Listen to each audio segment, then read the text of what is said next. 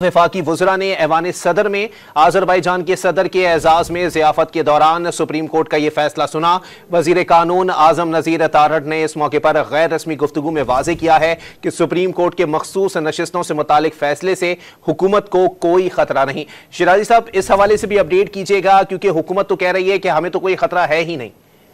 बिल्कुल, इस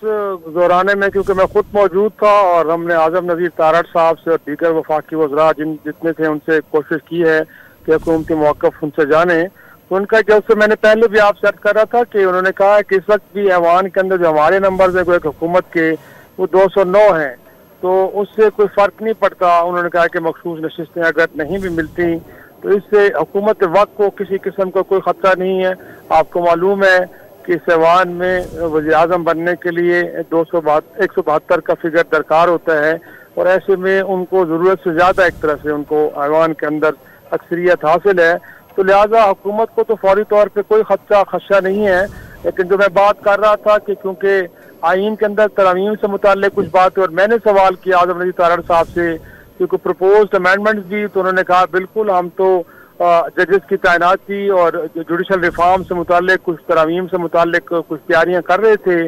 और हमारा ये ख्याल था कि अगर हमारे पास 2/3 अक्सरियत बरकरार रहती है तो हम बड़े कंफर्टेबल होंगे और बड़ी आसानी से इन तरमीम को मंजूर करा लेंगे। अगर जब हमें ज़रा मेहनत करनी पड़ेगी और अपोजिशन को भी साथ एंगेज करना पड़ेगा ताकि कॉन्सेंसस के साथ हो, तो मेरे ख्याल में वो जो एक इम्कान था हुकूमत के एंड पे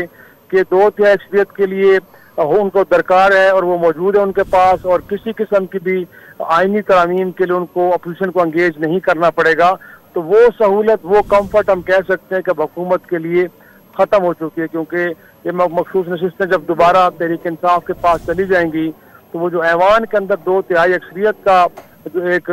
मौजूद थे सहूलत वो अब छिन जाएगी। तो बहरहाल अब देखना यह है कि इस फैसले को लेके हुकूमत अभी थोड़ी देर में अपना रद्द-ए-अमल देगी, क्योंकि वफाकी वज़ीर कानून आज़म नज़ीर तारड़ साहब ये फरमा रहे थे कि अभी थोड़ी देर में वो जाके इस हवाले से प्रेस कॉन्फ्रेंस करेंगे